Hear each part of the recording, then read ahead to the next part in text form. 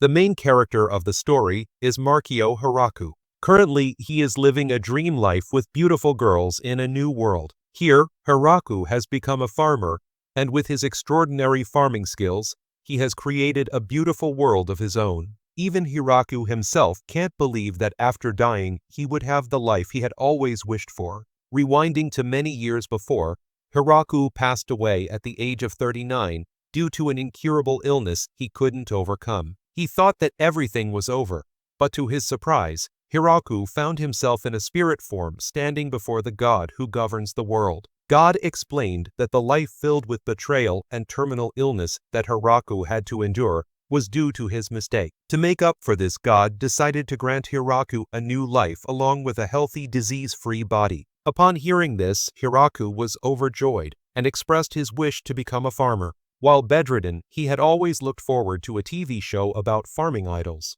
Hearing Hiraku's request, God immediately connected with the god of agriculture to negotiate. After gaining his approval, God granted Hiraku a life of farming, a healthy body, and an extraordinary power called the Almighty Farming Tool. In an instant, Hiraku wakes up to find himself in a forest. For the first time since being bedridden, he can move his body again. His mind is filled with excitement for farming now that he has been reborn. The first thing Hiraku thinks of is scouting the area, as he is surrounded by forest in all directions with no signs of human habitation. Looking down at his attire, Hiraku realizes that he's dressed like a true farmer. He then activates the Almighty Farming Tool, which instantly creates a hoe. Although Hiraku isn't sure what kind of magic created it, the tool feels incredibly light in his hands. Even when using it to dig through hard soil or roots, it doesn't require much effort. After working for a while, Hiraku realizes he needs to find water and food.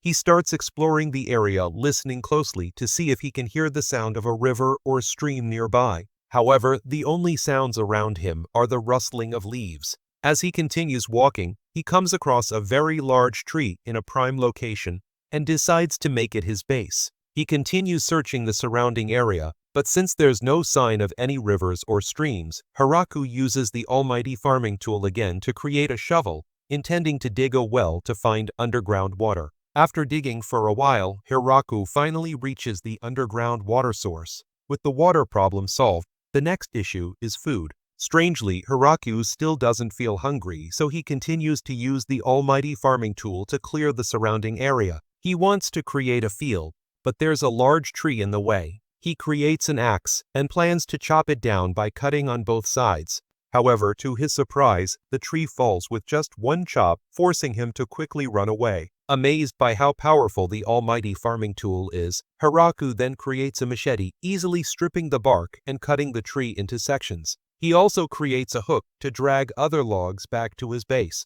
After gathering enough wood to build a hut, night begins to fall, and Hiraku worries about where he'll sleep and how to start a fire. He considers using matches, but they would burn out quickly, so he thinks of a more efficient solution. Recalling his knowledge of physics, Hiraku creates a magnifying glass to start a fire using the sun, but just as he's about to use it, the sun sets. Fortunately, that night, the moon was unexpectedly bright, likely due to the presence of 2 moons in this world, allowing Hiraku to see clearly enough to make some wooden tools and utensils. After working hard through the night, morning arrives. Hiraku grabs a cup and goes to the well to drink water, only to remember something more important, getting fire from the sun. He then continues to clear the surrounding area to create a large field. As Hiraku worked, he began thinking about what he would eat for lunch. Suddenly, a rabbit darted toward him from a distance. Just as he was feeling hungry, food practically delivered itself to him. After enjoying this natural gift, Hiraku decided he needed to build a toilet for when nature called. He put all his construction knowledge to use and created one. Once finished, Hiraku was able to comfortably relieve himself in harmony with nature. Next, Hiraku finished creating a place to rest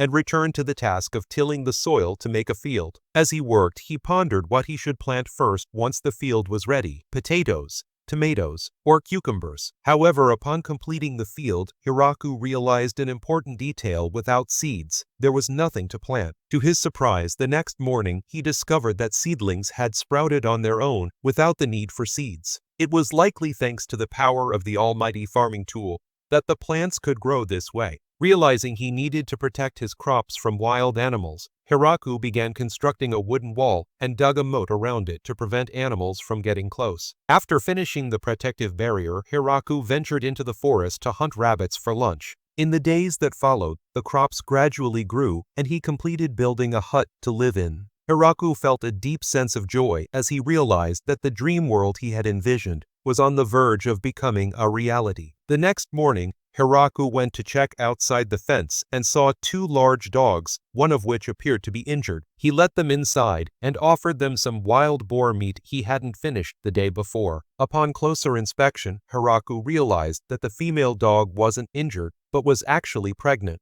That night, he decided to give up his hut to the pair of stray dogs while he returned to sleep under the tree. The following morning, Hiraku checked the hut and found that the mother dog had safely given birth to 4 puppies. Overjoyed, he gave them the best cuts of wild boar meat. From that day forward, Hiraku's farm had more members. The tomatoes were ready to be harvested, and the dogs helped Hiraku by hunting and guarding the area. At this point, the initial work to establish the farm was complete. Although there were still many things Hiraku hadn't yet done, he decided to live a relaxed life, enjoying every moment of this new world. Back in the realm of the gods, the god who had overseen Hiraku's rebirth wanted to check on how he was doing. Feeling guilty for the unjust life Hiraku had previously endured, the god wanted to ensure that Hiraku was truly happy in his new life. However, mistakes seemed to pile up, as this time, the god had accidentally placed Hiraku in a deadly forest full of monsters. The god thought that in such a place,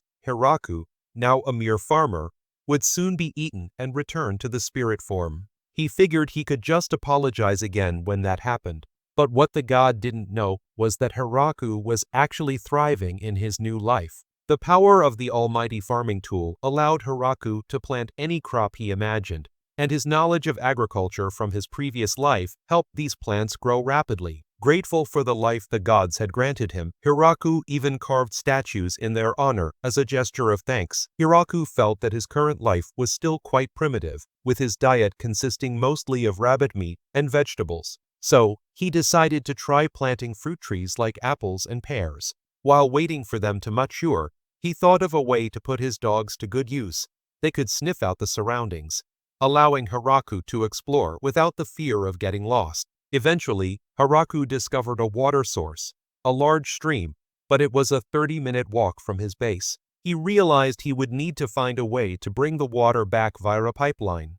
After constructing a restroom near the stream for future convenience, Hiraku headed back to his base with his pets, using a wheelbarrow created with the almighty farming tool. However, he didn't get far before tripping, as the forest still lacked proper paths. Once back at the base, Hiraku expanded his fields to plant additional crops like rice and rapeseed flowers. As time passed, the weather changed to winter, making Hiraku feel cold. Unfortunately, he only had a smelly, rotting rabbit skin, so he had to light a fire and stay huddled in his hut for the past few days. At that moment, a giant spider with the ability to weave fabric appeared at Hiraku's base. To his amazement, the spider quickly created a handkerchief for him. This spider, which had a fondness for potatoes, also wove a warm coat from the rabbit skin for Hiraku. With this new garment, Hiraku no longer had to worry about things like blankets and curtains. The spider had made its nest in the large tree at the base,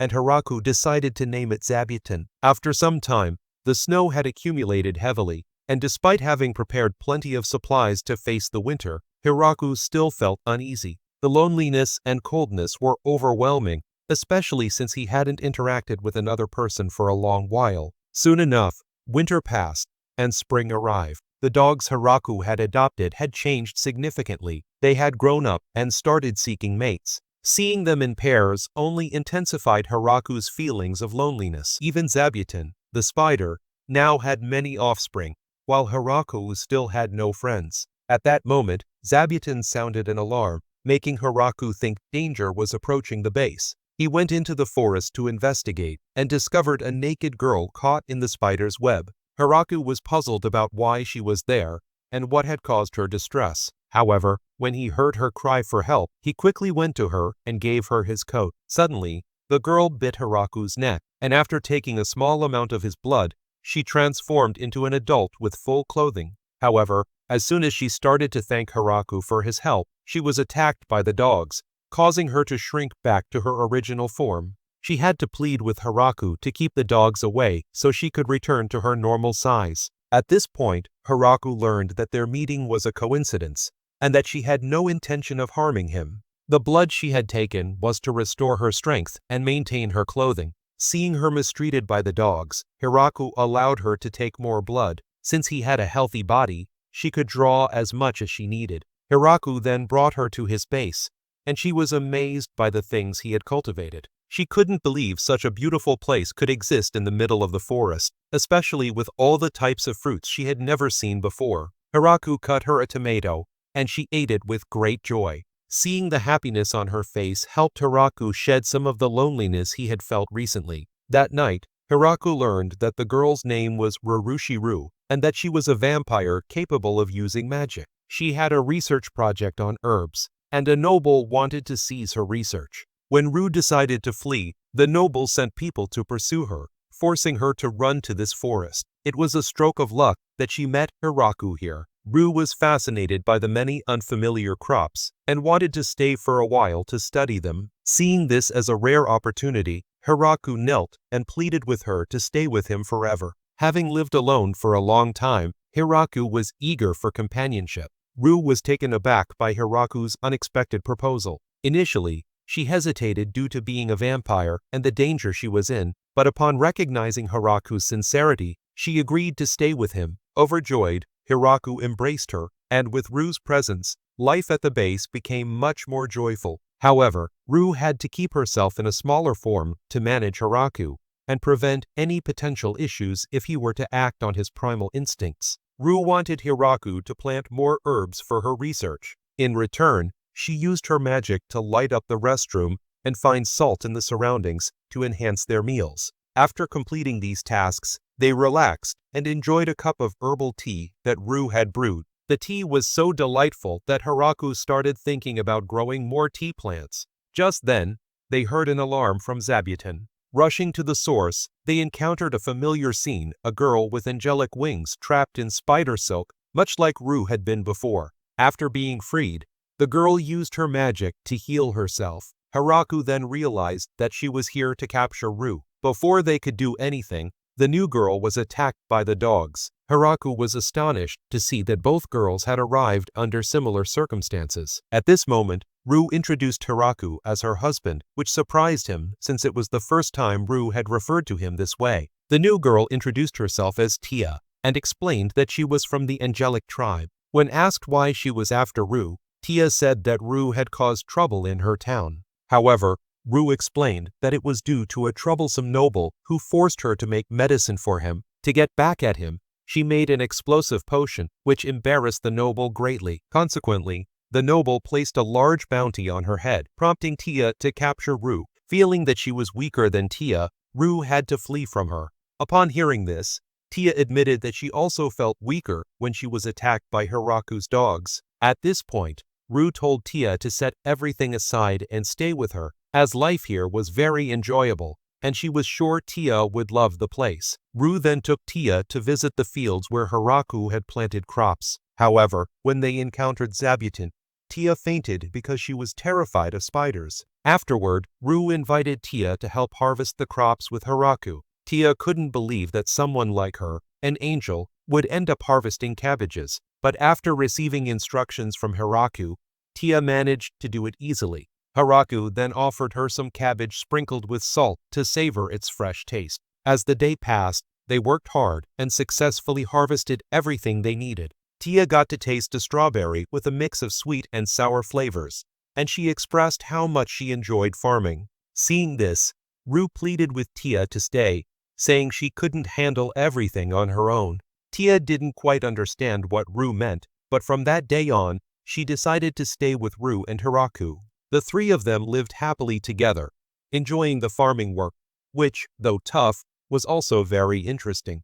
After getting used to farming, Tia asked Hiraku to plant more strawberries. Hiraku also wanted to do so, but it was challenging because there weren't enough people to help with the harvest. Later, the three of them went to visit the dogs at their shed and saw that they had grown up. Not only that, but the dogs had also given birth to many more puppies, which frightened Tia. Realizing that the shed was getting cramped, Hiraku moved them to a more spacious area. At that moment, Hiraku noticed that some of Zabuton's children were bidding farewell, drifting away with the wind to new places.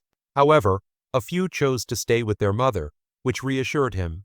Tia then mentioned that she wanted to go out, making Hiraku worry that she might leave him. But after a short while, she returned, bringing with her a group of beautiful elf women. All of their names started with Lee, and they expressed a desire to stay with Hiraku.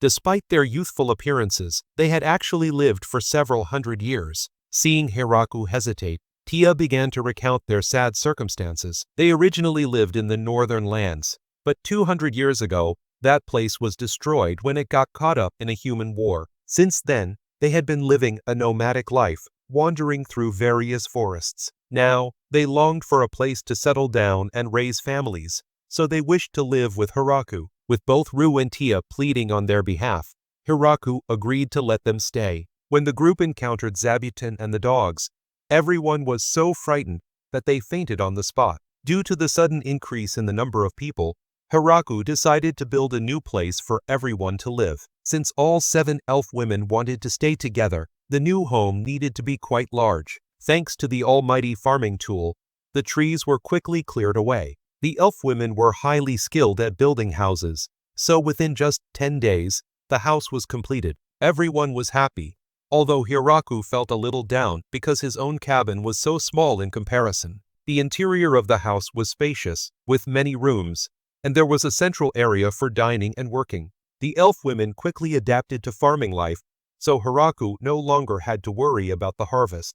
During a conversation with Leah, Hiraku learned that, contrary to his assumptions, the elves also ate meat and used fire. Leah offered to help Hiraku with metalworking, which he initially thought was a specialty of dwarves, but the elf women proved to be even better at it. They put charcoal and iron powder from the river into a forge, heated it up, and then forged the molten metal into a beautifully crafted pan, which Hiraku couldn't stop praising. Leah mentioned that this kind of work was easy for them, given that they had lived a nomadic life for 200 years.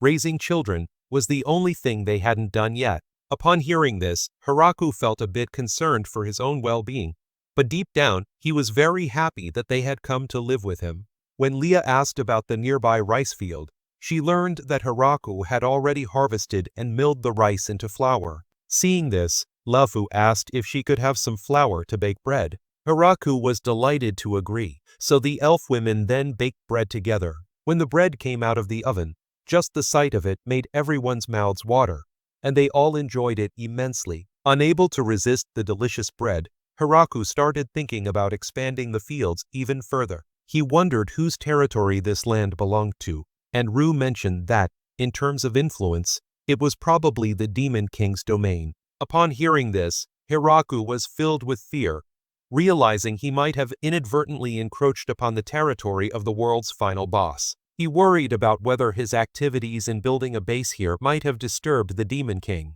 Sensing his concern, Ru took Hiraku's hand and reassured him, saying that since he had established this place, it was now his territory. That night, the 3 women sat together, chatting about Hiraku, and they all expressed deep admiration for him. Not only had he tamed a pack of hellwolves and a demon spider, but he had also cultivated a lush, thriving field of crops. However, they noted that Hiraku didn't know much about the wider world, yet he lived with a carefree and serene attitude. They understood that his mind was primarily occupied with thoughts of what he should do next to improve his base. The next morning, when Hiraku woke up, he noticed that a queen bee had gotten caught in Zabuton's spiderweb.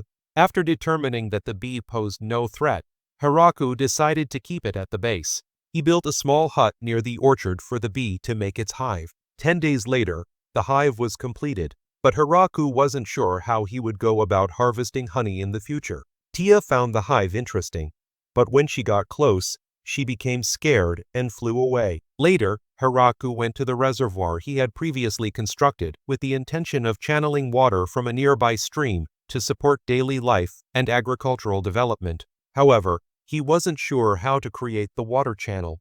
Initially, he thought about using stones, but Leah pointed out that stones were hard to come by in the forest. Using wood was also problematic since it would result in significant water leakage. So, using the large pile of earth he had dug up while making the reservoir, Hiraku employed his almighty farming tool to harden the soil until it was as tough as concrete. He then shaped it into a trough, and with the help of the elf women, they created a channel to bring water from the stream to the reservoir. Thanks to the women's construction skills, the water channel was completed very quickly. It didn't take long for water from the stream to flow directly into the reservoir, and to Hiraku's surprise, the water also carried with it a variety of strange fish. These fish promptly became the group's lunch. At first, Rue and Tia hesitated to eat the fish because they knew it was a very aggressive species. However, when they saw Hiraku eating it without any issues, they decided to give it a try as well. Once they tasted it, they couldn't help but praise how delicious it was. The elf women also wanted to try the fish, and soon enough, the entire catch was devoured by everyone.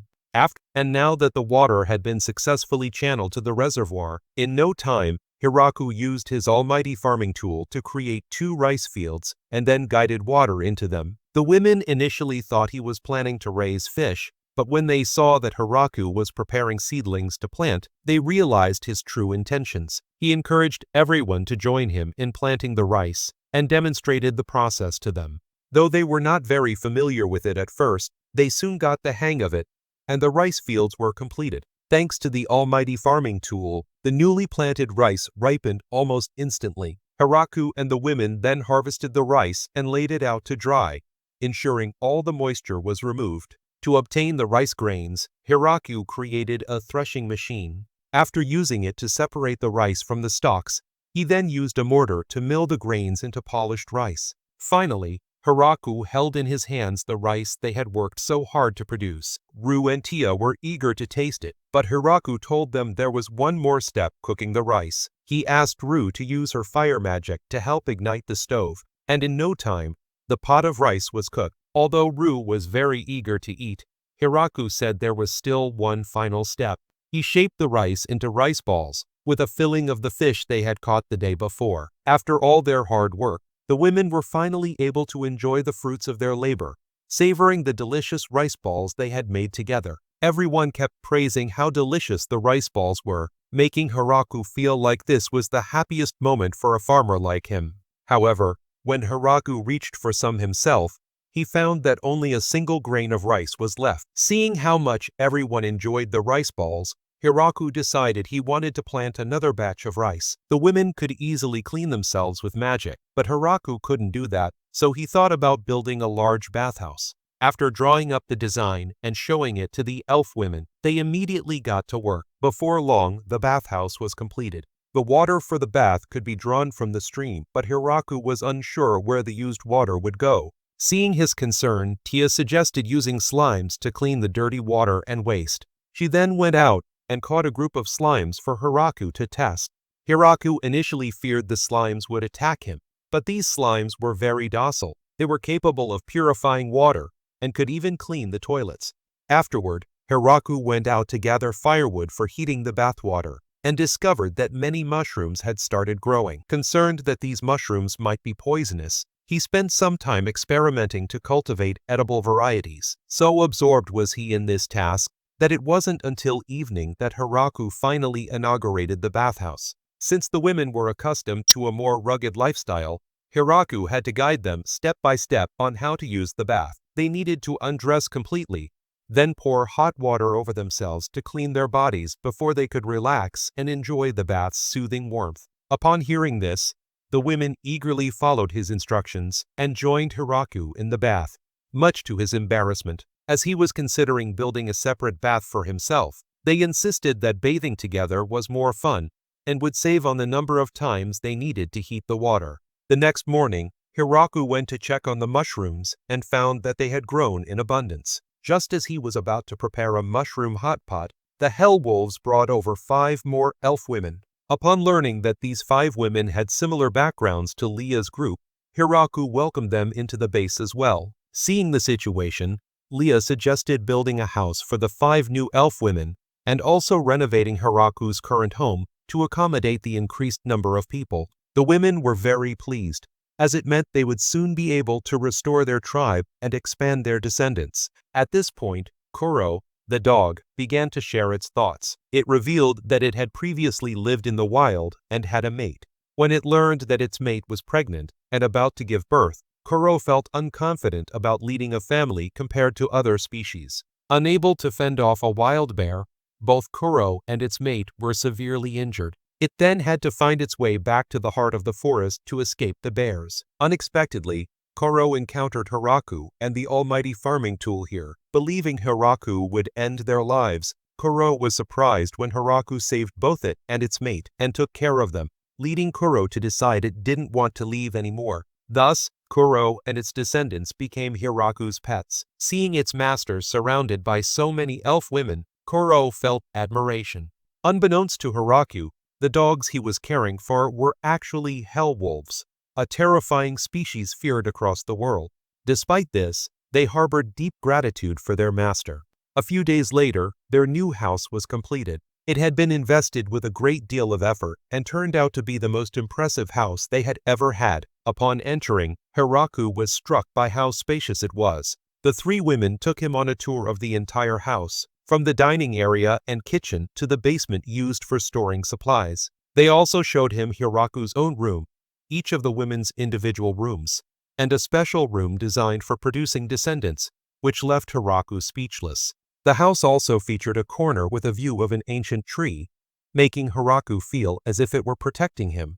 To further enhance the beauty of the house, Hiraku added statues of the dogs and placed them in front of the entrance. With everything in place, Hiraku prepared to cook lunch for everyone. Wanting to try his hand at a new dish, he decided to make curry. When Ru and Tia questioned how to make curry, Hiraku jokingly said that the dish was simple, just throw something called Ru into it. Afterward, the three of them went to the fields to gather the ingredients for the curry. First, they collected fenugreek seeds, which are key to the distinct aroma of curry. Next, they gathered turmeric roots, which give curry its characteristic yellow color. After cleaning the turmeric, Ru and Tia used magic to dry them. They also picked coriander seeds for the curry powder, while the green coriander leaves were used as cilantro. Although Hiraku found the cilantro very aromatic, the hell wolves fled at the scent. Seeing that a plant could repel the hell wolves, Ru was eager to study it immediately. Hiraku continued to gather black pepper and chili peppers, but when he returned, he found that the two girls were missing. It turned out that Ru and Tia had gone off to study the cilantro, leaving Hiraku and Leah to prepare the curry. With Hiraku's guidance, the two of them quickly finished the dish. While waiting for the meat to simmer until tender, Hiraku realized he was missing something non-bread, a type of flatbread similar to bread. He calculated the amount needed for everyone and began to prepare it. First, he rolled out the flour dough flat, then brushed it onto the back of a hot pan. After a few minutes, the non-bread was ready, and the meat was almost tender. When Ru and Tia smelled the curry, their stomachs rumbled. Not wanting to keep everyone waiting, Hiraku served the delicious curry to the girls. Since none of them had ever eaten this dish before, Hiraku demonstrated how to enjoy the curry with the non-bread. The girls eagerly tried the curry and were full of praise, finding it incredibly tasty.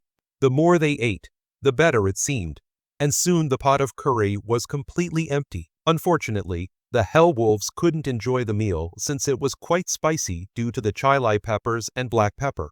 Hiraku faced the same fate as the curry pot was emptied by the others. Despite this, seeing the happy faces of everyone made Hiraku very satisfied. As winter approached, Hiraku prepared by stockpiling firewood. Zabuton, preparing for its hibernation, made some cushions for him. Ru and Tia were preserving meat by seasoning and smoking it, while Hiraku focused on storing vegetables to ensure they had enough food for the winter. Hiraku placed the vegetables into barrels and covered them with cloth. When snow fell, the cold from the snow would help keep the vegetables fresh. Once that was done, he noticed that Ru could use magic effortlessly, so he tried to mimic her, but nothing happened. That evening, Hiraku asked Ru about it, and learned that without proper training in magic, one couldn't perform it. Hiraku realized he was lacking in skills, only knowing how to farm and cook. However, Ru reassured him, saying that he was actually the most skilled person around because he had managed to settle in a place like this, something no one had ever achieved before. Finally, winter arrived. Hiraku went around checking everything and found that everything was in order. Since they would be spending a lot of time indoors, he created a variety of games like checkers, chess, and mahjong. After Hiraku taught them how to play checkers, Ru and Tia decided to challenge each other. They were eager to settle old scores through the game. During their first game, Ru was quickly overwhelmed by Tia. In frustration, she pretended to slip and knocked over the checkers board. Thinking they would get a chance to replay, Tia easily used magic to restore the board to its original state. Leaving Ru's table, Hiraku went to the table where the two elf girls were playing. This match was just as intense. Hiraku was amazed to see Kuro guiding Leah's moves, realizing that these pets could understand the rules and play as if they were human. Hiraku considered challenging them, but decided against it when he felt the formidable energy emanating from them. After her defeat by Tia, Ru sought to challenge Kuro, thinking that since it was just a wolf, she might have a better chance. However, she ended up facing the same result. The group then moved on to mahjong. Determined to win and avenge Ru's loss, Hiraku gave it his all, but ended up in last place. The winner was Kuro, and Hiraku found himself joining Ru in the ranks of the losers. After the intellectual games, the next activity was bowling. Since Ru didn't understand why they had to knock down the pins, Hiraku drew images of villains on them so she could imagine knocking them out. The simplicity and entertainment value of the game made it a favorite among the girls. Thanks to these games, winter passed quickly. As the snow began to melt and spring arrived in Hiraku's kingdom, he was eager to get back to his farming tasks. However, when he asked if Zabutin had woken up, he was surprised to hear the alarm bell ringing. Everyone rushed outside to find a large dragon flying straight toward their base. Tia identified it as a wyvern and was puzzled as to how it had found its way here. Hiraku planned to do something to drive it away, but the wyvern roared loudly and gathered energy before unleashing a powerful attack toward the base. At that moment, Ru and Tia swiftly used defensive magic to shield the base. The wyvern's attack had caused a fire to spread around, so the elf girls quickly had to work to extinguish the flames. Seeing the potential for their base to be destroyed, Hiraku knew he had to take down the wyvern immediately. At that moment, the power of the almighty farming tool transformed into a spear in Hiraku's hands. He hurled it directly at the wyvern, but it used its own strength to block the attack. Despite this, Hiraku's spear was stronger and injured one of the wyvern's wings. As the spear returned to him, Hiraku threw it again, finally defeating the wyvern and ensuring its demise. Witnessing Hiraku's strength left the girls both amazed and fearful. After everyone gathered around to inspect the fallen wyvern, Hiraku wondered if someone had sent it to attack their base. Tia suggested that it was likely just a wild creature that happened to stumble upon their location. With this reassurance, Hiraku decided to use the wyvern as a feast for everyone. The elf girls were excited to try wyvern meat for the first time. Hiraku prepared a variety of dishes from the wyvern, and as they ate, everyone praised the delicious flavors in sheer delight. During the meal, Ru and Tia brought up the spear from earlier with a hint of lingering fear. At the Demon King's fortress, the 3 members of the 4 heavenly kings were extremely worried upon learning that the wyvern was defeated with just 2 strikes.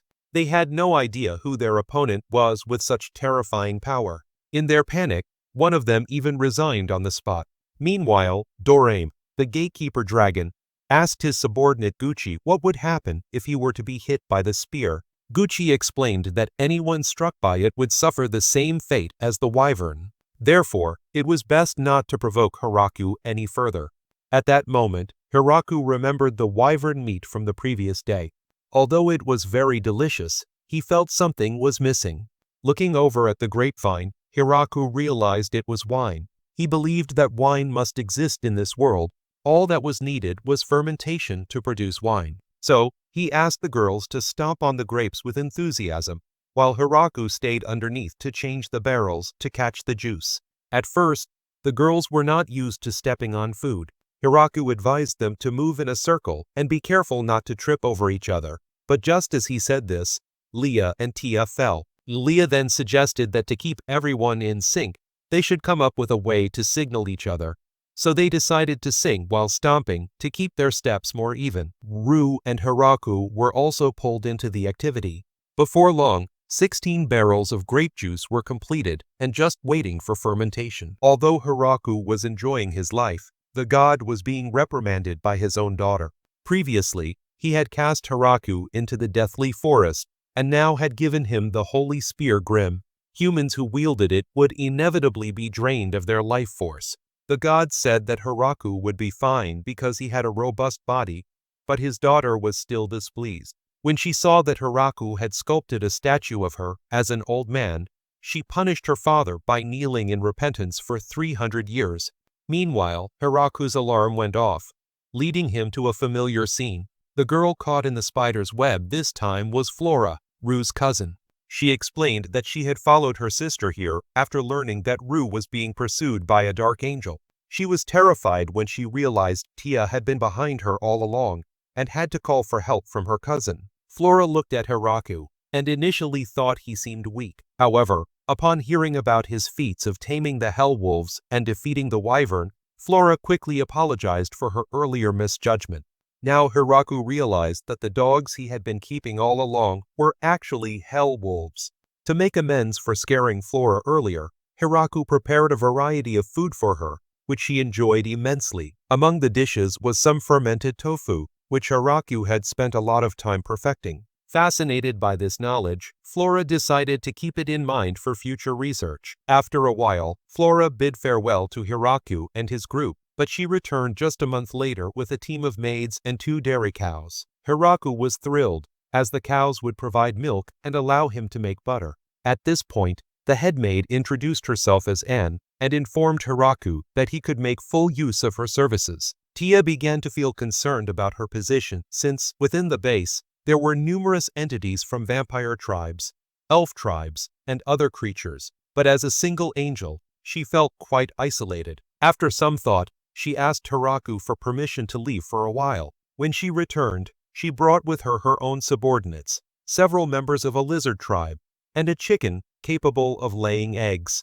The demon maids were assigned household duties by Hiraku. However, their cooking skills were quite basic, so Hiraku took the time to teach them various cooking methods he knew. Meanwhile, the angelic maidens were stationed around the base to keep watch in case another wyvern appeared nearby. The lizard people, being strong and capable, were given physical tasks and chores. Hiraku noticed that the village's population had rapidly increased, and Leah had also brought in many more elf maidens. With no surviving males among the elves, the responsibility for ensuring their continued lineage now fell heavily on Hiraku's shoulders. The next morning, Hiraku called a meeting with representatives from all the tribes to discuss matters. What was once a small hut had now transformed into a large village. Hiraku wanted everyone to contribute to naming the village. Ru suggested naming the village after Hiraku, but it seemed a bit impractical. Anne proposed naming it after the forest, but the forest's name was the Forest of Death.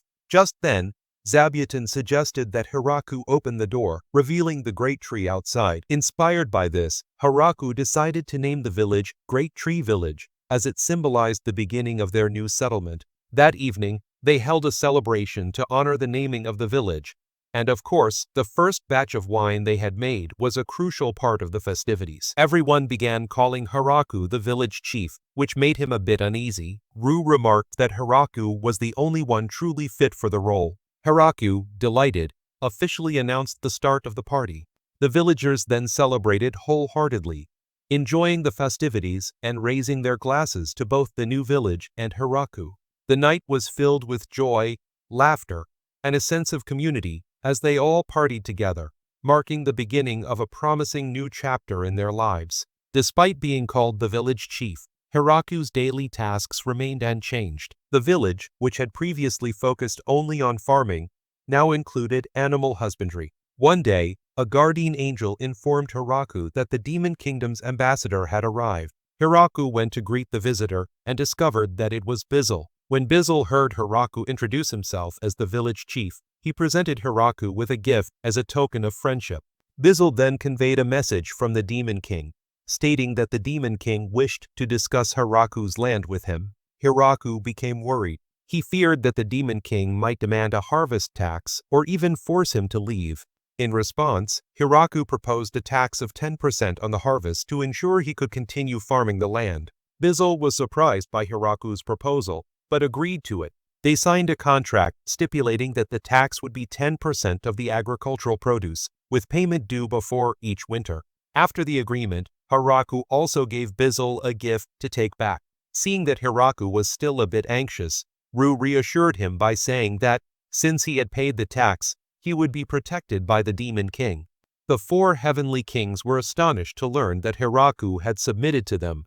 They wondered if he might have some dark scheme in mind, especially given that his strength had already vanquished a wyvern.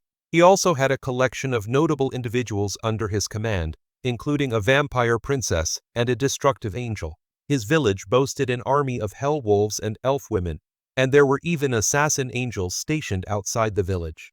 On top of that, Hiraku wanted to join the Demon King's army, which Bizzle couldn't refuse, as denying the request might result in the entire demon fortress being razed. Before returning, Bizzle received a gift from Hiraku, which he initially feared might be something dangerous. However, it turned out to be 6 apples. Bizzle noticed that the wrapping cloth was woven by a demon spider queen. Its power was comparable to that of the previous Demon King. The next morning, Hiraku received a visit from the dragon god Doraim and his subordinate Gucci. They brought a gift for Hiraku, a very valuable sword. Gucci explained that they lived to the south of Hiraku's land, and, as neighbors, they wanted to pay a formal visit. Hiraku thanked them for their thoughtfulness, but noticed that Doraim had been bowing his head the whole time. Hiraku invited Doraim inside, and he transformed back into his human form. Despite still being intimidated by Hiraku's power, Doraim's introduction was somewhat awkward. However, after having a drink with Hiraku, he became quite cheerful and expressed a desire to stay there forever and never return home. Gucci, seeing the situation, pointed out that there were many tasks waiting back home and that Doraim couldn't stay to bother Hiraku. After several days of consideration, Hiraku decided to build a guest house. Given the expected high number of visitors, the plan was to construct a large building. The elf women started working on the construction of the guest house, while Hiraku considered how to make the guest experience as welcoming as possible. He realized that the angelic guards were often suspicious of guests, and the lizard men were always armed, which might intimidate visitors before they even arrive. To address this, the group decided to make a special bell for Zabuton to use to signal when guests arrived. Hiraku, along with Ru and Tia, would then greet the guests at the gate personally. Upon hearing this, Anne opposed Hiraku's decision, fearing that malicious individuals might disguise themselves as guests to infiltrate the village. As a result, the welcoming team was expanded with additional members. When Flora expressed her desire to stay and help, Hiraku assigned her the task of nighttime surveillance, since vampires can stay awake for many nights without fatigue. With preparations complete, Hiraku was ready to welcome the next guests, a group of beastmen from the eastern mountain range. Ru, sensing something suspicious about them, interrogated them thoroughly. Only after confirming that they were not enemies did she invite them inside. At the guest house, the beastmen were greeted by the beautiful maids. However, as preparations for the feast were underway, the 3 girls locked them inside. When Hiraku questioned this, they explained that, traditionally, guests who show sincerity bring gifts. Since these visitors did not bring any, they could not be treated normally. Additionally, they had left 2 individuals behind as a form of ambush, which reduced their trustworthiness. As a result, they were only served simple fare. Seeing their situation, Hiraku felt they were somewhat unfortunate, and decided to offer them extra wine. However, Anne limited them to only 2 cups each. Hiraku then approached the beastmen to learn more about their lives. Gut, the representative of the beastmen, explained that their village primarily relies on hunting and mining. They engage in many trade transactions with humans on the other side of the mountains. However, recently, trading has become more difficult, prompting them to seek new business partners. During their search, they discovered Hiraku's village. When Tia inquired about the 2 individuals who were left outside the village as an ambush, Gut explained that they were sent as a precautionary measure. They were afraid of potential danger and wanted to ensure they had someone to report back if needed. Seeing the honesty of Gut and his group, Hiraku became more open with them.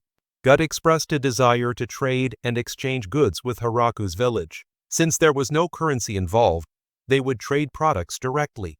Given the great distance between the two villages, they needed a method for transportation. Hiraku suggested using the Hell Wolves to transport the goods. The beastmen wanted to trade for Hiraku's food supplies. In return, they offered glass and metal goods, which Hiraku was in need of. He agreed to the exchange, and the trade agreement was established, bringing great joy to the beastmen. This was their first significant business opportunity, and they were thrilled about the new partnership. Before long, Tia, representing Hiraku, attended a market event in the beastmen's village. Due to the great distance between the two villages, they had to enlist Dorame's help. In exchange, Hiraku agreed to give Dorame a barrel of wine. With Dorame's assistance, the trade went very smoothly. A few days later, Tia returned and reported to Hiraku that the beastmen were very pleased with the agricultural produce. Tia also informed Hiraku that the beastmen's village had 20 people who wanted to migrate to Hiraku's village, and of course, they were all young and beautiful women. Hearing this, Hiraku requested 2 young men as well since his village already had many women. The next day, the beastmen's women arrived at Hiraku's village, including a girl named Sana, who brought along 3 young men as requested. Although the young men were younger than Hiraku had hoped, he thought that in 10 years, they would become the future of the village and share in the responsibilities of adulthood. The beast women were still apprehensive about how they would be treated, but Hiraku reassured them and asked the servants to prepare rooms for them. Upon encountering the hell wolves and the giant spiders, everyone was overwhelmed with fear and fainted. The girls were all able to use magic as easily as everyone else. Hiraku noticed that from the lizardmen to the beastmen and even the slime, they could all cast spells effortlessly, with the slime even spitting fire. This made Hiraku feel inadequate, but he decided to focus on farming rather than trying to learn magic. Suddenly, a strong tremor occurred nearby. The guarding angel reported to Hiraku that a battle was taking place in the northern part of the forest between a giant bear and a colossal snake. The angel seemed worried that the battle might affect the village, while Hiraku was more interested in whether bear and snake meat would be edible. He was taken to the scene of the battle, and upon seeing the massive creatures, the angel considered calling for reinforcements out of fear that they were too powerful. Hiraku asked the angel to lower the altitude a bit, and then wielding his scythe, he struck once and both creatures fell instantly. After bringing those meat back, Anne asked how he would prepare them. Hiraku put the bear meat into a pot, added some wine, and stirred it well. Within just a few minutes, the wine-braised bear meat was ready. But since he didn't have experience making this dish, the meat still had a bit of a gamey smell. Fortunately, the fried snake meat turned out to be better than expected. After finishing their meal, Hiraku showed Flora how to make miso soup. He started by boiling soybeans and soaking them in water. Then the soybeans were crushed, and mushrooms and salt were added, forming the mixture into round cakes, which were pressed tightly into a barrel. Finally, these cakes were stored in the basement to ferment naturally. Hiraku reminded Flora that while this process would take several months, patience is key to achieving the best flavor. Just then, Rue came to inform Hiraku that he had visitors waiting. When he went outside, he met 3 dwarves, led by a man named Donovan. Donovan had heard that Hiraku's wine was very good and wanted to ask for some to try. Hiraku agreed immediately, but the girls firmly refused, as such a precious drink wasn't something to give away easily. At this point, Donovan explained that although they didn't have money, their brewing skills were top-notch. The 3 dwarves had traveled through many dangers just to be able to make liquor, and with the village's abundance of crops, they were certain they could create excellent wine. Hearing this, the girls were thrilled, and from that day on, the 3 dwarves began their work. Using their exceptional skills, they produced top-quality corn wine. When Hiraku tasted it, he found it a bit strong but incredibly delicious. To celebrate the new brew, Hiraku decided to hold a feast to welcome both the beastmen and the dwarves. Everyone had a great time eating and drinking together, and as usual, Dorame ended up getting quite drunk. Hiraku sat down for a chat with Donovan, who expressed his gratitude for allowing him to brew liquor in the village. Since Donovan was the first adult male to arrive in the village, Hiraku asked him if he had taken a liking to any of the women there. Donovan replied that while all the women were indeed beautiful, his preference was for women with beards, so none of them caught his interest. Hiraku thought to himself that this was a clear example of cultural differences. The next morning, Hiraku was surprised to see a dragon approaching the village in the sky. Sensing that it wasn't friendly, he immediately created a spear for self-defense. Just then, Dorame appeared and intervened to stop the dragon. Hiraku assumed there was some internal conflict going on between them when suddenly a third dragon came charging in. To assist Dorame, Hiraku attacked the incoming dragon. The dragon dodged his attack, so Hiraku prepared for another strike. At that moment, Gucci intervened, stopping Hiraku and explaining that they weren't enemies. It turned out that the two dragons clashing with Dorame were actually his wife and daughter. They explained that Dorame had been leaving the house frequently at night in a sneaky manner, leading his wife to suspect he was sneaking off to see a sugar baby. Additionally, valuable items from their home had mysteriously gone missing, fueling her suspicions further. Dorame defended himself, saying that everything was for his diplomatic work with the village. However, his wife and daughter remained doubtful, thinking he was hiding something from them. Hiraku then apologized for attacking them.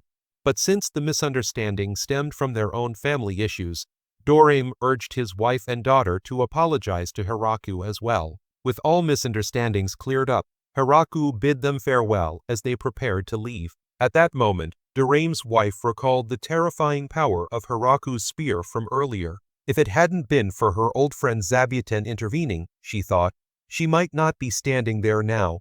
Realizing the immense power Hiraku possessed, Dorame's wife assigned their daughter, Lasti, an important mission, to stay in the village and do everything she could to ensure that Hiraku never became an enemy of the dragon tribe. Lasti, understanding the gravity of her mother's request, couldn't refuse, and thus became the newest member of the village.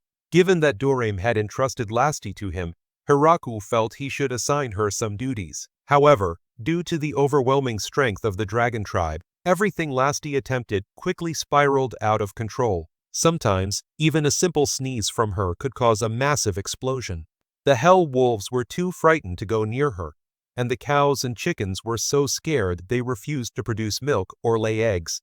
At this point, Tia confided in Hiraku that the dragon tribe was not only immensely powerful, but also incredibly intelligent. Taking this into account, Hiraku appointed Lasti as the village's diplomat. Her first diplomatic encounter was with one of the four heavenly kings, Bizzle. Conversing with a member of the dragon tribe left Bizzle trembling with fear.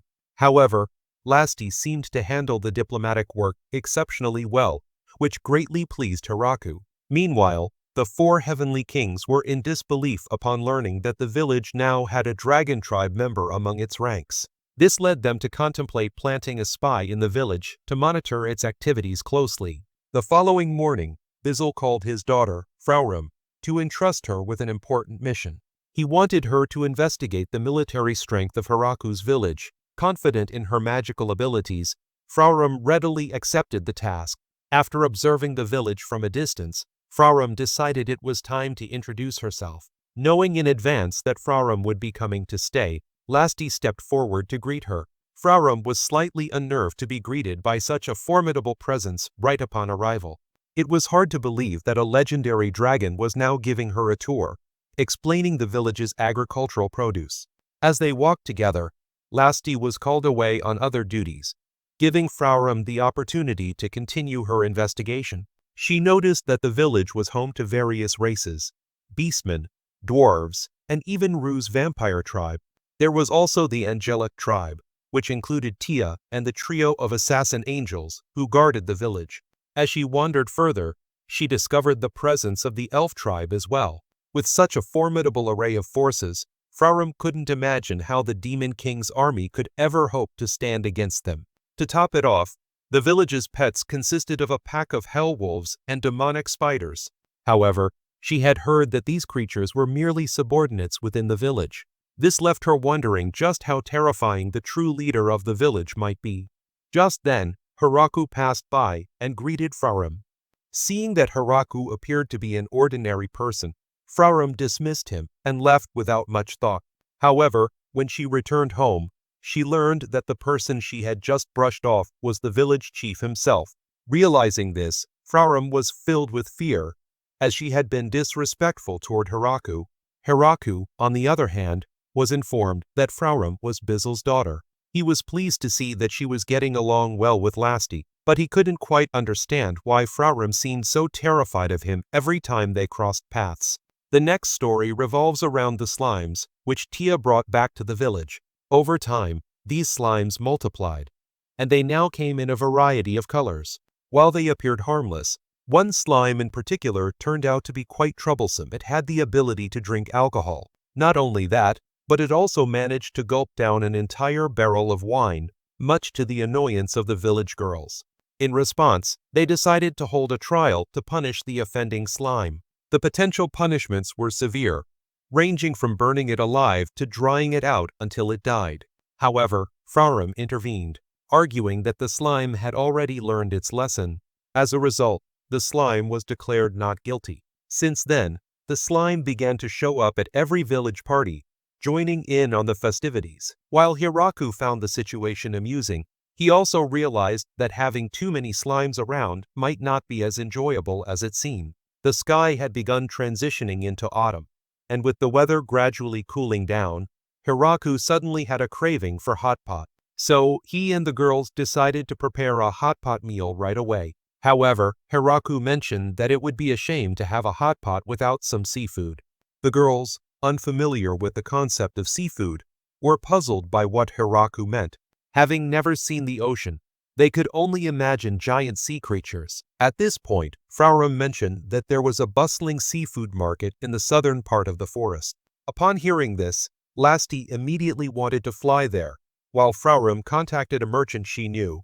It seemed that when it came to food, the girls were always eager and enthusiastic. 3 days later, the girls returned with a merchant named Michael, who had brought a variety of seafood from his market. Michael had come to the village with 3 objectives. First, to deliver seafood to Hiraku. Second, to propose a long-term partnership. And third, to request becoming an authorized merchant for the village, meaning he would handle all the village's agricultural transactions with the outside world. He promised to sell Hiraku's attractive crops at high prices. Before leaving, Michael expressed a desire to taste Hiraku's renowned alcohol on his next visit. However, Lasti quickly refused, stating that the village's alcohol could not be sold or traded. After that, Lasti escorted the merchant back. Although Michael was overjoyed at establishing a connection with Hiraku, he couldn't shake the intense fear he felt, to the point where he was worried he might soil his pants. The story goes that 3 days ago, Michael was informed that a group of customers from afar had come looking for him. They brought along some agricultural products to discuss and exchange goods. Thinking it was just a small transaction, he was about to have them sent away, but his instincts as a merchant told him that this could be a profitable deal, so he invited them in. When he realized that the person was Frauram, the daughter of one of the 4 heavenly kings, he felt fortunate for not sending her away. Moreover, accompanying Frauram was Lasti, a princess of the dragon tribe. Although he sensed that this business deal might be risky, he couldn't refuse them. However, upon inspecting the agricultural products, he realized they were indeed valuable. One fruit could sell for several silver coins. With such an opportunity, he couldn't let it slip away, so he agreed to the deal with the 2 girls. He thought he was about to head to the royal capital, but the place where the transaction was to take place turned out to be the Forest of Death. When Michael arrived at Hiraku's village, he encountered all sorts of notable individuals. To make matters worse, on his way out, he was even threatened by Lasti. Only then did he finally breathe a sigh of relief that the transaction had been successful, though his limbs were trembling by that point. As for Hiraku and the girls, they couldn't be happier. They finally got to enjoy a delicious seafood hot pot. The next morning, when Hiraku woke up, he saw a dragon provoking him. The dragon had even defeated the 3 guardian angels, making Hiraku wonder if it wanted to start a fight with him. To make things worse, the dragon was destroying everything around it with a highly aggressive attitude, so Hiraku created a spear, and with just one throw, the dragon was brought down. When Hiraku arrived at the scene, he discovered that the dragon was actually a beautiful girl. She didn't seem to have any intention of starting a fight, so Hiraku asked her why she had acted that way. As the girl pondered how to give a convincing answer, Dorame appeared. After hearing Dorame's explanation, Hiraku understood the situation. The girl's name was Hakurin, and she was Dorame's older sister. Dorame explained that since he had married off Lasti, Hakurin had come to see what kind of person Lasti's husband was. Knowing that Hiraku was very strong, she just wanted to have a little fun, but Dorame mentioned that wasn't the real reason. In fact, Hakurin was jealous that her niece got married before she did, so she came here out of envy. While Hiraku found the reason somewhat acceptable, he couldn't forgive her for the destruction she caused. As a result, Hakurin had to repair the damage she had done. That evening, Hakurin joined the party with great enthusiasm, fitting right in with everyone. After they had eaten their fill, Hakurin suggested playing mahjong with Hiraku. Still holding a grudge from earlier in the day, she wanted to bet on something to get back at him. Not knowing what to wager, Hiraku jokingly said that the loser would have to strip off all their clothes. Everyone found the punishment amusing and decided to join in. At this point, Hiraku realized he might have made a mistake. A tense mahjong battle ensued. The spectators were worried for Hiraku, as he kept losing round after round until he was down to just his underwear. Meanwhile, those who should have been losing weren't defeated at all. Hiraku began to wonder if they were using their powers to cheat. But in reality, the Dragon Tribe members were simply very intelligent, which is why he couldn't beat them. In the end, Hiraku lost completely. The happiest ones were Hakurin and the other girls, who got to see Hiraku's secret weapon. At the Demon King's fortress, the 4 heavenly kings grew even more worried upon learning that the village had just recruited another member of the Dragon Tribe. Bizzle asked the Demon King if he had any advice regarding that village. However, the Demon King's primary concern at the moment was his daughter, who had recently come of age and had been ignoring him more frequently. Back at the village, Hakurin had become a teacher and proved to be quite skillful, capable of completing any task assigned to her. However, she had a lazy streak and tended to complain, so the best role for her was teaching the beastfolk. The next morning, 3 girls from the Lamia tribe came to beg Hiraku for mercy. His pets had conquered the dungeon where they lived, which terrified them, so they brought treasures to seek Hiraku's protection. Seeing that his pets had caused trouble for the 3 girls, Hiraku exchanged his agricultural products for their precious minerals. He also gently suggested that next time they visit, they should wear more clothing to avoid making him uncomfortable. To thank Hiraku, the Lamia girls began helping him transport goods to his partners from that day onward. At the Demon King's fortress, the Demon King's daughter, Yuri, was furious when she heard from her subordinates that Frauram was being held hostage in the Great Tree Village. She decided to launch an attack on the village to reclaim Frauram from Hiraku. Meanwhile, Frauram was busy with the village's bookkeeping. Her father used magic to communicate with her and informed her that Princess Yuri was preparing to go to war against the village. It turned out that in Frauram's absence, her subordinates had planted this idea in Yuri's mind. Frauram was baffled, wondering what those foolish nobles were thinking by taking such a drastic step. She had been consistently reporting back home that the village was full of incredibly powerful individuals, and if they acted rashly, they could easily flatten the entire Demon King's castle. He also informed Frauram that the attack was scheduled for the next day, with a force of around 300 soldiers. Frauram thought it might be best to let the villagers teach them a lesson. So, the next morning, the ill-fated attack took place, akin to trying to break a stone with an egg, and the outcome was as predictable as expected. Shortly after, the 3 noble girls arrived to meet Hiraku. Seeing Hiraku puzzled about who they were, Frauram explained that these 3 were from the Demon Kingdom and were ready to atone for their actions by working in the village. Frauram introduced Yuri as her close friend. Noticing Yuri still trembling, she reminded Hiraku that he could just treat Yuri as if she were invisible. Hiraku then went to work in the fields and asked Frauram to show the girls around the village. Frauram took this opportunity to remind her friends to work hard, keep their identity a secret, and that neither of them should receive special treatment, so they would address each other by their names only. Frauram then led everyone on a tour of the village, showing them the grapes used for making wine, the newly planted rice, the water wheel, and the ripened apples on the trees. Later, the four of them were invited inside the guest house, where they met Lasti. The three foolish nobles thought to themselves that they couldn't possibly stay in such a rural place, so they attempted to escape that night. However, outside the village, they encountered a pack of hell wolves, which caused them to faint on the spot.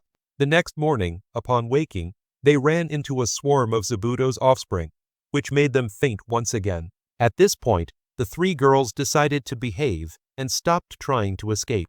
From that day on, they became office clerks, assisting Frauram with her work. Princess Yuri continued her tour of the village. After spending some time playing with the hell wolves, she finally opened up, expressing her disbelief that such an amazing village existed outside the demon kingdom. She admitted that her ignorance had led her to consider attacking the village. Yuri then revealed that the real reason she came to the village was because she felt abandoned by Frauram. Hearing that her best friend had been taken hostage had left her deeply unsettled. Understanding Yuri's feelings, Frauram apologized for causing her so much worry. The two friends then returned to join everyone for dinner. For the three office girls, it was their first time experiencing the food in the village, and they were ecstatic about the meal. Meanwhile, Hiraku noticed that Ru had been in her adult form all day, something unusual for her. Ru herself was puzzled, unable to understand why she couldn't revert to her smaller form. The next morning, Yuri expressed her desire to help with the farming work. However, the three office girls immediately tried to stop her, believing that farming was a task meant for the lower class. Frauram, overhearing this insult to the farming work, quickly threatened to punish them all. As a result, Yuri and her group ended up assisting with the farming alongside the young beastfolk. After finishing their work, they joined everyone for lunch and took a well-deserved break. The following day, Yuri bid farewell to the village. She thanked Hiraku for giving her such wonderful experiences during her stay. The young beastfolk were saddened to see her go, but Yuri promised that she would return to visit them. Senna also sent Yuri off with a gift of cakes made from the rice that everyone had harvested together. As for Yuri's three subordinates, they expressed their desire to stay in the village, citing the delicious food and the pile of office work that still needed to be done. After Yuri returned home, the Demon King noticed something unusual. Yuri, who had always been attentive, was now so focused on her duties that she seemed to have forgotten about him. Bizzle explained that Yuri had matured and was now concerned with state affairs. However, when the Demon King heard the term matured, he feared that something bad had happened to his daughter. Enraged, he demanded retribution against whoever had harmed her. Bizzle had to calm him down, reminding him to maintain the dignity of a Demon King and not jump to conclusions. After Yuri's departure, the village began its pre-winter harvest. Seeing the massive stockpile of food, Hiraku was pleased but also worried about the potential waste if it wasn't used up. To address this, Lasti and Hakurin requested some of the surplus to share with their families. The next day, Lasti took part of the food to her parents and another portion to Michael, who had asked her to help deal with a sea monster that had been attacking his ships. In gratitude, Michael gave Lasti some sea monster meat as a gift. Hakurin, upon returning to the village, brought with her several immigrants from the mountain elf tribe, led by a representative named Ya. They had been struggling with food shortages, so Hakurin decided to bring them to the village. Hiraku welcomed them and began preparations to build houses for them. Since the mountain elves were still adjusting to village life, they initially struggled with some tasks. When Ya noticed Hiraku working on something and appeared curious, Hiraku explained that he was trying to make ceramics, but the local clay was not suitable for firing. Ya offered to take on the task herself, as her people were familiar with many sources of good clay on the mountains. A few days later, Ya returned with suitable clay, allowing Hiraku to successfully complete his ceramics project.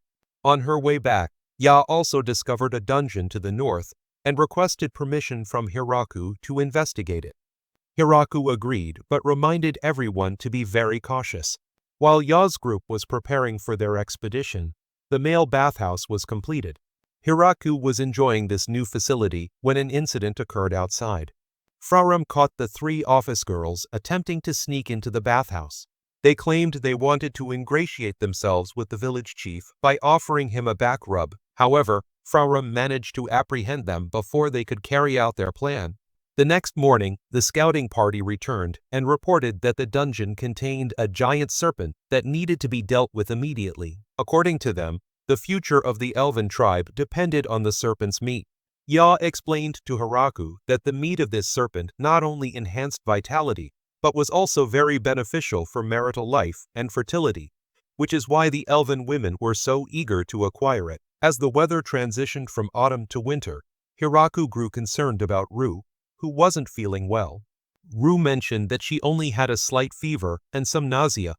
When Senna asked if she was craving sour foods, Ru admitted she was. Senna noticed that Ru's symptoms resembled those of a past villager who had been pregnant, and she concluded that Ru might be expecting. With this news, the atmosphere in the Great Tree Village became much livelier. Hiraku's work schedule shifted as he began starting his days later to take better care of Ru. Reflecting on the news, everyone was surprised by Ru's pregnancy, but Ru herself did not seem very shocked. However, due to her condition, she was temporarily unable to shapeshift. Despite this, Ru reassured Hiraku not to worry, assuring him that everything would be fine. Lately, the maids had been waking up earlier than Hiraku, which made him anxious as he did not want them to overexert themselves. To avoid this, he started waking up later, and later informed Hiraku that due to her oversight, a slime had gotten into the storage room and consumed an entire barrel of wine. She felt very embarrassed and was working harder to make up for it. At breakfast, the now crowded dining area required the villagers to eat in 3 shifts. Hiraku saw Flora mumbling to herself, who revealed that she had been so absorbed in researching miso soup the previous day that she hadn't slept. After Hiraku's shift, it was the maid's turn, followed by the remaining villagers in the final shift. Hakurin tends to sleep until noon and often misses the 3rd breakfast shift. The guardian angels, though serious about their duties, are quite lazy in their daily lives. They struggle with household chores and often leave the laundry to the male lizard folk. However, they are very committed and diligent in their role of protecting the village. Hiraku, after greeting the pets, began working on the fields. He soon discovered black pests eating the leaves. To tackle the pests, Hiraku used the multifunctional watering can. Although the expanded fields made his job more demanding, he felt satisfied seeing the crops thrive due to his efforts. At lunchtime, Hiraku ate with everyone in the fields. The girls had never been accustomed to having lunch or breakfast before coming here, and had often worried about being dismissed if they ate too much. Now, with the granary always stocked, they no longer worry about food. After lunch, Hiraku continued his work. With the increased workforce in the village, fieldwork had become less burdensome. Besides growing staple crops, Hiraku also planted flowers to add color to the environment. In addition to farming, he crafted various items for the villagers, such as wooden furniture and toys. In the afternoon, Hiraku observed the military training of the villagers. Although it wasn't strictly necessary, the girls worked hard out of concern that the delicious food might cause them to gain weight and no longer fit their clothes. Seeing this, Hiraku decided to exercise as well. That evening, Hiraku was served a new dish, honey-glazed rabbit stew. When he asked if they were confident it would taste good, the kitchen staff admitted they were only 20% sure, but decided to serve it anyway to avoid wasting ingredients. Hiraku made an effort to finish the dish to avoid disappointing the staff, though he noticed some people enjoyed it. Frauram then delivered a letter from Yuri, who requested more apples and a new dress made by the Zabuton. Although Frauram thought Yuri's requests were a bit selfish, Hiraku gladly agreed to them. After dinner, Hiraku went to the men's bathhouse to enjoy a soak.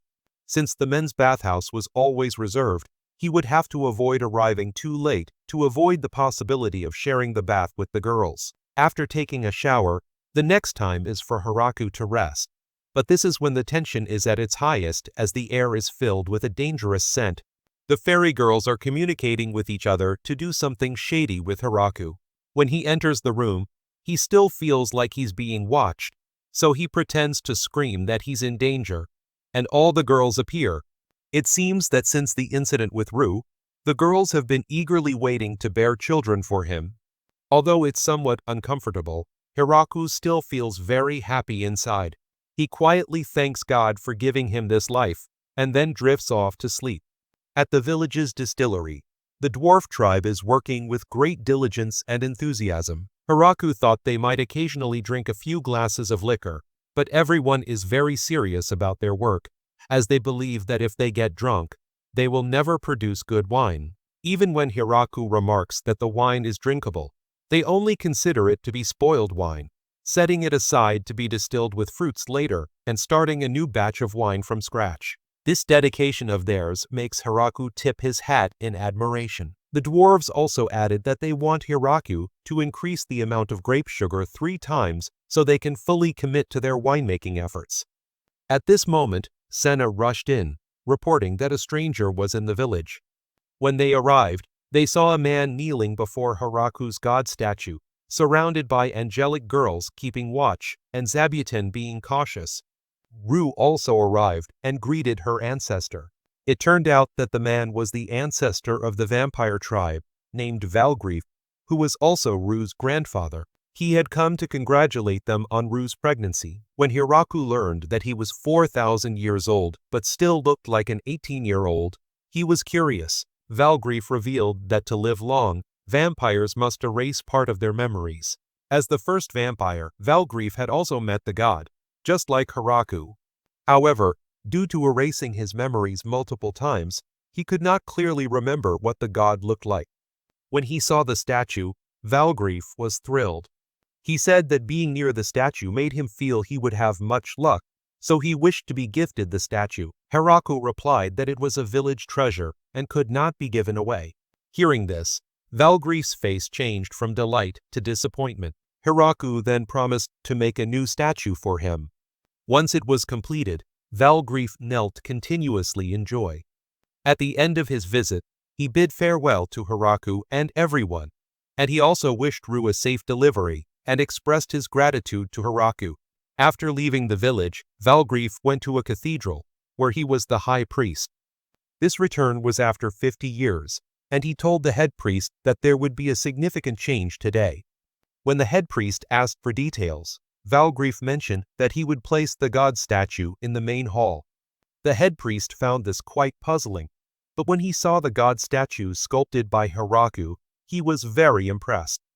Later, Valgrief sent a very elegant piano to the Great Tree Village. He used the occasion to celebrate Rue's childbirth, and to reciprocate for the statue that Hiraku had made for him. Indeed, Valgrief was not only handsome, but also thoughtful. Spring had passed, and now the sun's rays were becoming more intense. With the increased sunlight, flowers and fruits began to thrive. After reminding everyone to take a break, Hiraku continued with the remaining tasks. Seeing Hiraku's intense dedication to farming, Rue also came over to remind him to rest and recharge. She believed that no matter how strong one's body is, relaxation is necessary because overworking can lead to illness. Although Hiraku was worried to see Rue, who was pregnant, still being active, she reassured him that everyone had advised her to stay active to prevent her body from becoming weak. She also mentioned that some of the maids had experience as midwives, so there was nothing to worry about regarding her childbirth. And everyone were curious about what it felt like to be pregnant, and Rue responded that being pregnant was just like carrying 2 cabbages inside her. It wasn't particularly burdensome, but because of it, she couldn't drink alcohol, which made her crave it a bit.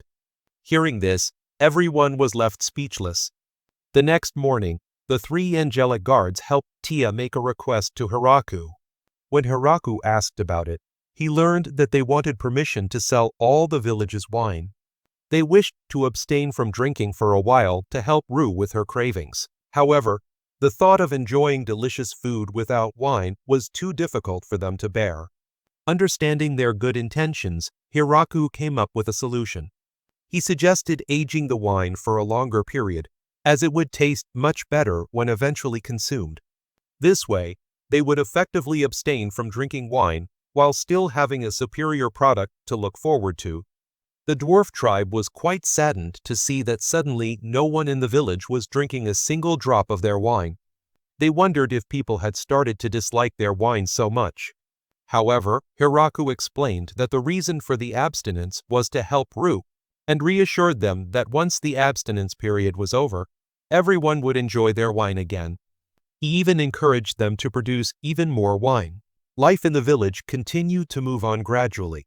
Hiraku went to visit Ru and check on her as her belly grew larger. It seemed that the time for childbirth was approaching, so everyone had been giving her many gifts. The angelic guards gave her a snowflower to cool the room. Later, Ya brought Ru an herb from the mountains to strengthen her body. Lasti gifted Ru a precious gem from her father, a mana recovery crystal. The maid Anne made pudding to nourish her. Hakuren brought apples, and Leah gave her a flower crown. Flora completed a delicious miso tofu soup that both Ru and Hiraku praised. The pets brought rabbit meat along with baby clothes in anticipation of the birth. The lizard tribe offered their blood to give Ru more strength. All these gifts made Ru very happy. At this point, Hiraku noticed that the dwarf tribe had also given Ru a hammer, and he wondered what its future use might be. At that moment, Ru felt something changing in her belly and sensed that she was about to give birth. The girls quickly prepared towels and hot water. In Ru's room, Senna was taking care of her, preparing for the delivery. Hiraku was very anxious because he couldn't be by Ru's side to help. He went to the Great Tree Hollow, the place where everything began, and prayed for everything to go smoothly. Time passed quickly, and before long, dawn arrived. Hiraku returned to Ru's room and was told that she had given birth safely. Following everyone's instructions, he gently took the baby from Ru's arms and held the child close. Hiraku felt the baby's body was both heavy and warm. Noting the baby's slightly mischievous nature, Ru mentioned that the baby had been just as active in her womb. Suddenly, the baby smiled, filling Hiraku with immense happiness. Everyone congratulated Hiraku on becoming a father. At that moment, Hiraku could only wish that the baby would grow up healthy and free of the illnesses that had troubled him before. Ru took his hand and assured him that they would raise the child together. As suggested by Ru, Hiraku named their son Anfred, believing that he might be a half-vampire due to the blood of both him and Ru. At this moment, Hiraku reflected on everything that had happened since he arrived, thinking that a life of farming would make him lonely and bored. However, he had met many people who had made his life increasingly joyful. Not only had he become the village chief, but he was now also a father. He decided that he needed to do something to repay the kindness of everyone in the village. The next day, he called everyone to the guest room to announce his plan. He would introduce a new system in the village: reward coins. These coins would be given to those who contributed significantly to the village and could be used to exchange for things they desired or to request favors from others. Tia noticed that it resembled money, and Hiraku explained that sooner or later, the village would need a currency system. He further explained that all food supplies would be managed by him, and he would distribute them equally among everyone. If someone wanted something, they would only need to come to Hiraku. Farum and Leah quickly understood, as they had experience with using money for buying and selling. However, Lasti and Hakuren from the Dragon Tribe, who were only familiar with gold, were just learning how to use currency in this context. Hiraku thought that distributing money immediately could lead to chaos, so he decided to test the system using reward coins first. Each villager was given 3 reward coins, which could not be counterfeited because Hiraku had personally created them. Soon after, everyone started using these coins to exchange for various items from Hiraku to support their daily lives. However, there were times when villagers needed things that Hiraku was unable to provide. One day, a young beast girl approached Hiraku with a coin and said she wanted to have a baby. Leah, seeing this, was about to call the authorities, but fortunately, Hiraku intervened in time. The request was then adjusted to simply having Hiraku provide a day of service. Not long after, a celebration was held for Ru's childbirth of her son, Anfred. Having abstained from alcohol for a long time, the girls celebrated exuberantly that evening, drinking to their heart's content. The only one who couldn't join in was Ru, as she had just given birth.